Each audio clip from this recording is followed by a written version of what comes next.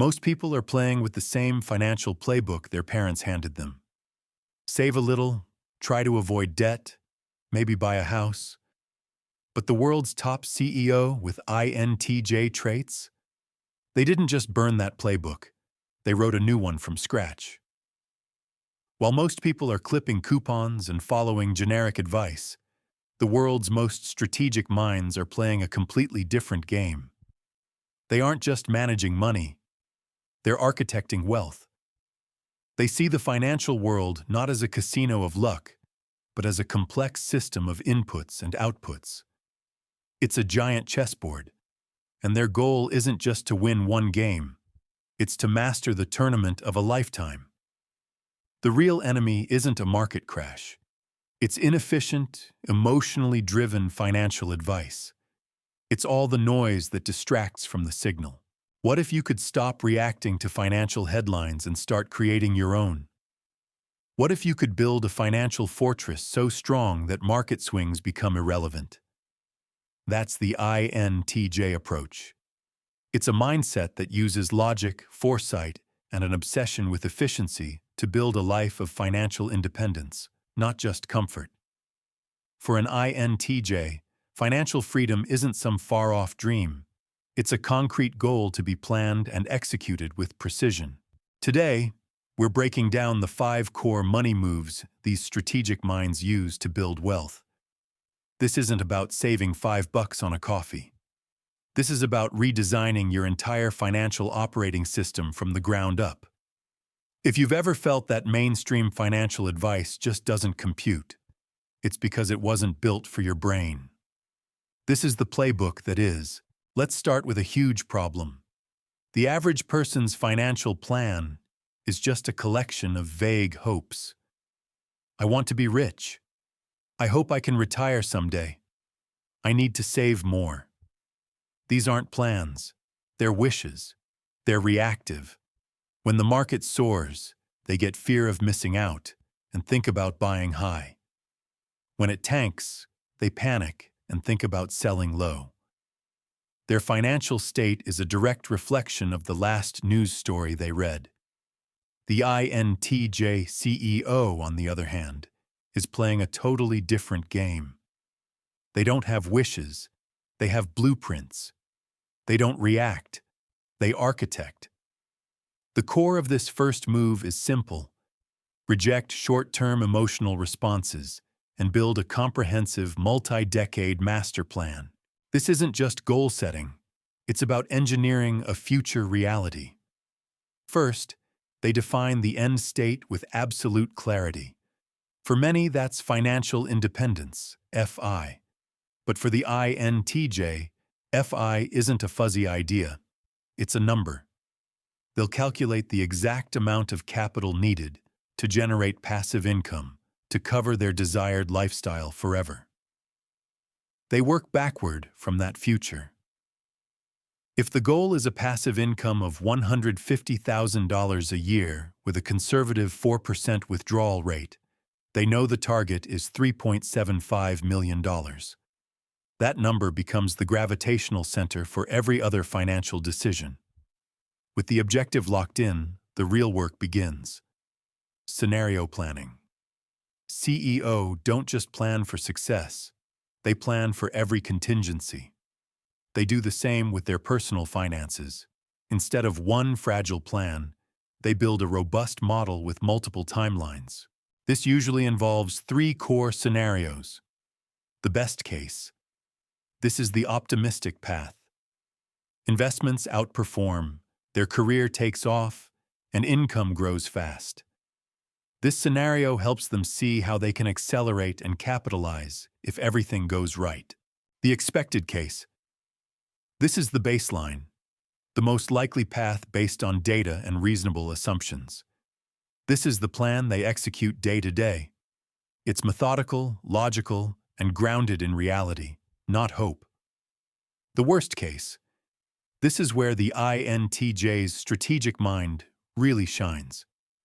They stress test their plan against disasters. A 50% market downturn, a sudden job loss for 2 years, a massive unexpected expense. They don't just worry about these things, they model them. They calculate the impact and build in redundancies and buffers to absorb the shock, like a larger emergency fund or diversifying income streams. This level of planning gives them a huge psychological edge. When a market downturn hits, the average person panics because their flimsy plan just fell apart. The INTJ, however, stays calm. They've already modeled this. It's just the activation of a contingency plan. The emotion is stripped away, replaced by cold, hard logic. This is exactly how a strategic CEO runs a company, managing based on a multi-year vision, not daily stock prices. They see their finances as Me, Inc., the most important company they'll ever run. The next big mistake for the average investor is their whole approach to the market. It's usually a chaotic mix of gut feelings, tips from friends, and chasing the latest trend. They hear about a tech stock going to the moon, and they jump in, knowing almost nothing about it. Their portfolio isn't a structure, it's a random collection of lottery tickets. Diversification might just mean owning 5 different tech stocks. It's a strategy driven by hype, not data. The INTJ CEO invests like an engineer building a complex machine. They don't pick stocks, they construct a portfolio. Every piece has a specific job, and the whole machine is designed to be far more resilient than the sum of its parts. The process starts not with, "What should I buy?" but with, "Why should I buy it?" An INTJ's investment journey starts with deep research based on first principles. They don't care what a talking head on TV says. They want to understand the fundamental mechanics of an asset class. If it's real estate, they're digging into demographic trends and economic indicators. This deep dive does 2 things. It helps them find real opportunities, and just as importantly, makes them immune to the hype and panic that derail most investors. Once they have that foundation, they build their portfolio like a balanced ecosystem. This is where their systems thinking shines. They know different assets do different jobs. Their portfolio might look something like this. The core engine, growth. Usually a broad, low-cost index fund. This is the reliable, long-term growth engine, the base of the pyramid designed for steady, compound growth over decades. The stabilizers, risk mitigation. This includes assets like high-quality government and corporate bonds. When the stock market gets choppy, these tend to hold their value or even rise, acting as a shock absorber for the whole portfolio. They aren't there for spectacular returns. They're there to reduce volatility. The opportunity seekers, asymmetric bets. Here, the INTJ uses their analytical skills to find asymmetric risk opportunities, investments where the potential upside is many times larger than the potential downside. This could mean investing in a promising startup after intense due diligence or buying real estate in an up-and-coming area. These are calculated risks, not blind gambles. The inflation hedge, wealth preservation. This could include real estate, commodities, or inflation-protected securities. Tips. The job of these assets is to protect the purchasing power of their wealth from being eaten away by inflation. The entire structure is data-driven. They track correlations, obsess over low expense ratios, and rebalance based on preset rules, not feelings. A CEO doesn't bet the whole company on one unproven product. They have a core business, index funds, stable markets, bonds, and an R&D budget for high-reward projects, asymmetric bets. For the INTJ, a portfolio is a strategically engineered machine built for all-weather performance. Think about the sheer mental exhaustion of managing money. Every month is a series of decisions. How much should I save? Did I pay that bill? Should I invest now? People rely on willpower and memory, but life gets busy and decision fatigue kicks in. Soon, saving is sporadic and investing is something they'll get to next month. This reliance on manual effort is a critical failure point. The INTJ CEO knows that willpower is a resource that runs out. Relying on it is just bad system design, so they eliminate it from the equation. They build a fully automated, fire-and-forget financial machine that runs their master plan flawlessly in the background, 24/7, with zero emotional input. Success isn't about trying harder, it's about building a better system. This is way more than just a simple auto transfer to savings. It's a multi-layered, ruthlessly efficient flow of capital. Here's what the architecture looks like. The central hub, primary checking account. All income flows into one place. This account is the grand central station for their entire financial life. Automated triage. The second a paycheck hits the hub, a series of pre-scheduled automatic transfers spring into action. The money is instantly sorted into different buckets. Willpower never even gets a chance to interfere. The system makes the right decision by default. The bucket system. Bucket 1. The investment engine. The first and biggest transfer goes straight to their investment and retirement accounts. This is pay yourself first on steroids. Investing is no longer an afterthought. It's the primary, non-negotiable action. Bucket 2. The fixed costs account. A separate checking account gets funded with the exact amount needed for all predictable monthly bills. Mortgage, utilities, insurance, etc. All those bills are set to auto-pay from this account. Bills are never missed. Bucket 3. The strategic savings silos. Automatic transfers go to various high-yield savings accounts, each with a specific job: an emergency fund, a large purchase fund, and an opportunity fund, cash ready to deploy for a unique investment. Bucket 4. The guilt-free spending account. Whatever is left in the central hub after all the automated transfers is their guilt-free spending money for the month. This is a brilliant psychological hack. Since they know all their financial goals are already funded, they can spend what's left without a single drop of anxiety. This whole system runs on its own. The INTJ might spend a few hours setting it up, and then maybe an hour a year optimizing it. The goal is to make the best financial behavior the path of least resistance.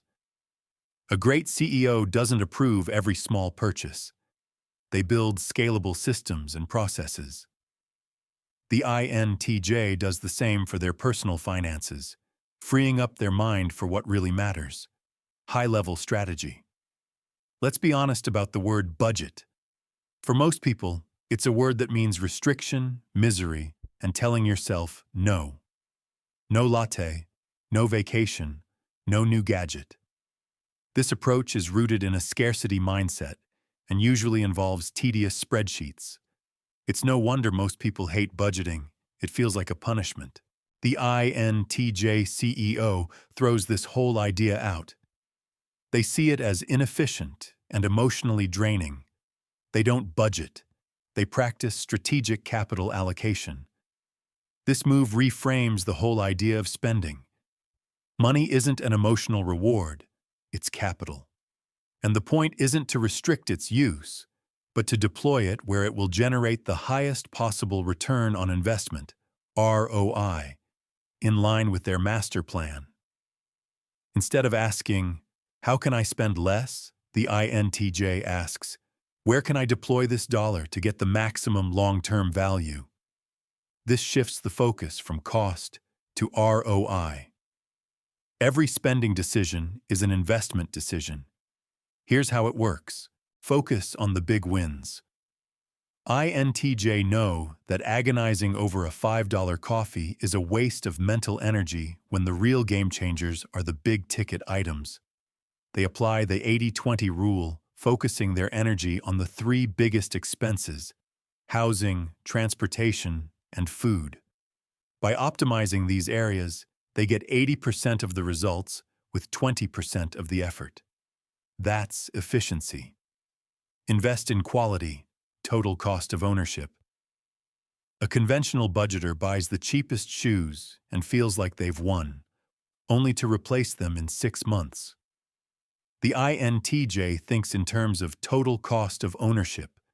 They might spend 3 times as much on high-quality shoes that will last for 10 years. They spend more upfront to save money, time, and decision fatigue in the long run. This applies to everything: tools, clothes, tech, the ROI of knowledge.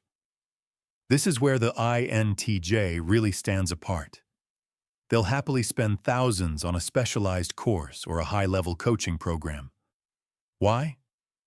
Because they don't see it as a cost. They see it as an investment in their own human capital. If a $5,000 course can teach them a skill that boosts their earning potential by $20,000 a year, the ROI is a massive 400% in the first year alone. They are always sharpening their intellectual toolkit, knowing it's their greatest asset. Delaying gratification as a strategic edge. An INTJ's future focus is a financial superpower.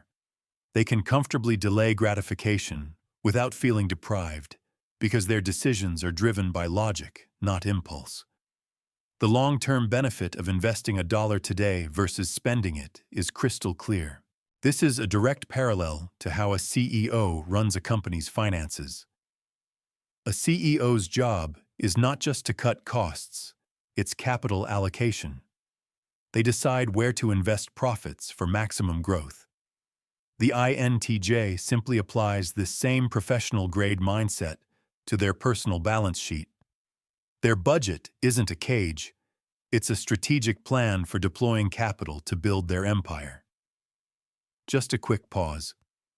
We've covered some deep strategic ground here, from scenario planning to full-scale financial automation. I'm curious, which of these strategies do you already find yourself using, maybe without even thinking about it? Let me know in the comments. It's always fascinating to see how these patterns show up. The final and most powerful move goes beyond managing money and into the world of creating it.